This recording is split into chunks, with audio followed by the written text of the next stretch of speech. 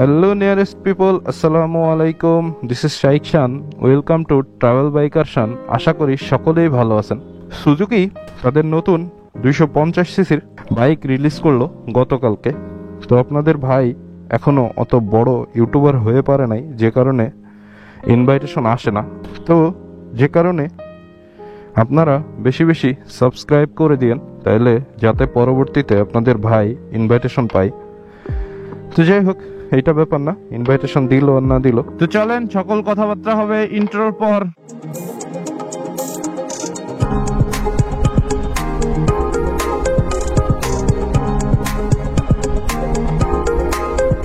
তো আমরা চলে আসছি শোরুমে বাইক দেখতে। এখন আছি শেওড়াপাড়া শোরুমে।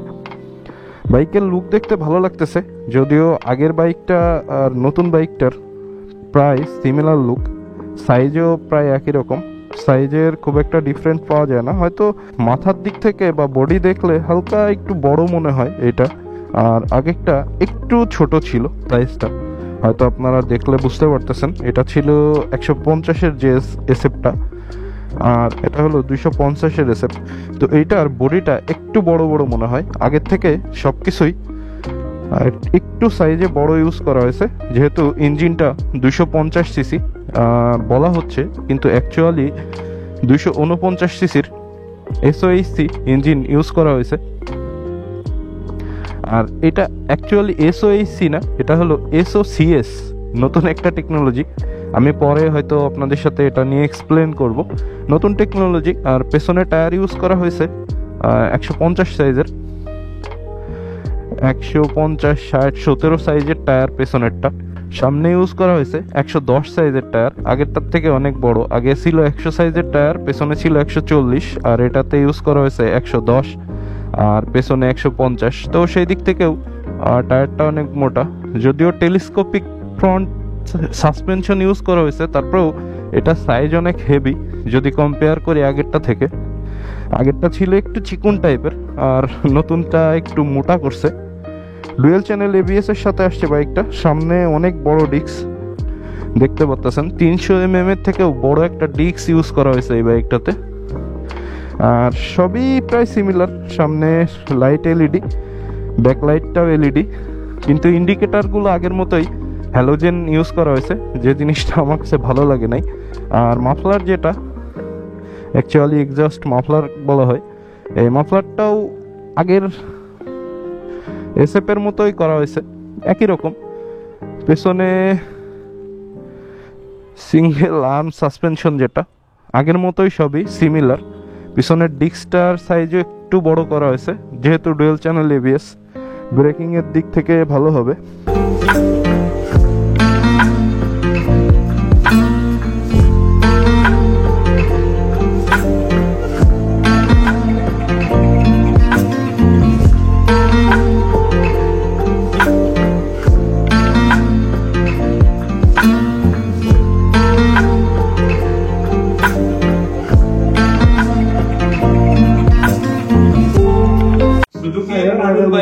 রিলিজ হইলো এটা হলো এসএফ 250 সিসি।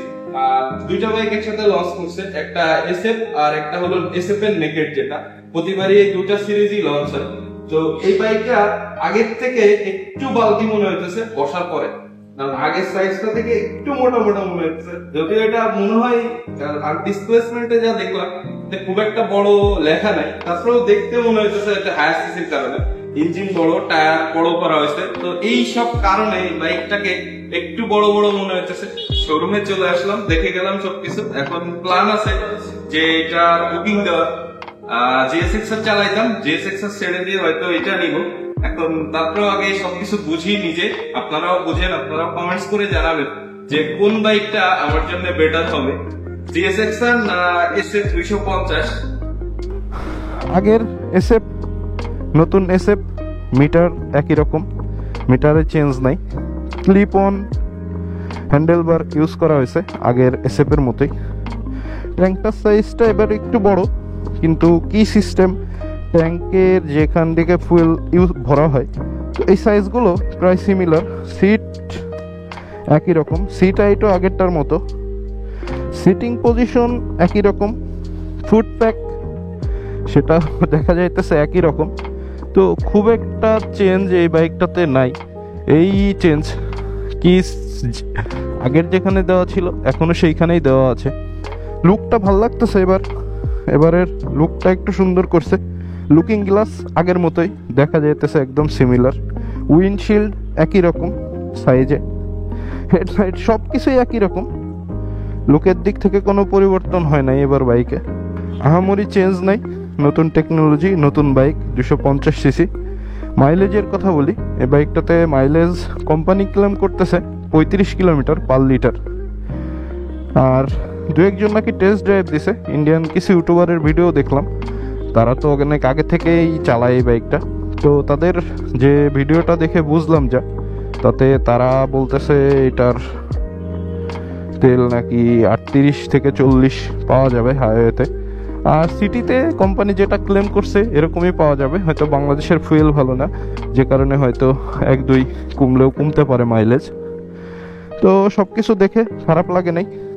এই হলো ডিটেলস এই বাইকটার। আমি একটা পেপারস আমাকে আসার সাথে সাথে শোরুম থেকে দিছে। তো এই হলো অবস্থা। আগের বাইক নতুন বাইক লুক একই রকম। এটার আর একটা নেকেড আছে, জিক্সারের নেকেডটা, সব কিছুই সেম, শুধু এটার কিট নাই, ওটার কিট আছে। টায়ার সাইজ বলেন, সিট হাইট বলেন, সিট সব কিছু একই রকম। ট্যাঙ্কটাও একই রকম। মিটার, হেডলাইটটা আগের মতোই যেরকম দেখছেন, মিটারটাও সেম। তো খারাপ নয়, বাইকটাও দেখতে যথেষ্ট ভালো। তো বুকিং শুরু হয়েছে, ডেলিভারি শুরু হয়েছে, সরাসরি কিনতে পারবেন, কোনো সমস্যা নাই। এই হলো অবস্থা। বাইকটা ভালো লাগছে, যথেষ্ট সুন্দর একটা লুক। এসএপেও ব্যবহার করা হয়েছে ডুয়েল চ্যানেল এবিএস, আর নেকেটটাতেও ডুয়েল চ্যানেল এবিএস। আর আগেরটার নেকেটে ছিল সিঙ্গেল চ্যানেল এবিএস। এটা ছিল আগের নেকেটটা 150 সিসির, এটাতে ছিল শুধু সিঙ্গেল চ্যানেল এবিএস, পেছনে এবিএস ছিল না। তো সব কিছুই ভালো লাগছে নতুনটার, একটু বাল্কি সাইজ নতুন বাইকটাতে। এই হলো চেঞ্জ। তো ভালো লাগলো। এটাতেও সেই আগের মতোই পাইপ হ্যান্ডেল ব্যবহার করা হয়েছে নেকেট সিরিজে যেটা থাকে। তো অ্যাকচুয়ালি এটার থেকে টপ স্পিড আপনারা 150-এর কাছাকাছি পাবেন। এটার টর্ক একটু বেশি আছে, একটু টর্ক বেশি থাকার কারণে আপনারা হয়তো এক্সিলারেশনটা ভালো পাবেন, কিন্তু টপ এন্ডে 250 সিসির ইঞ্জিনের তুলনায় আগেরটার থেকে অনেক ভালো পারফরমেন্স করবে, এটাই স্বাভাবিক। এটাতেও ওরকম 38 কিলোমিটার পার লিটার।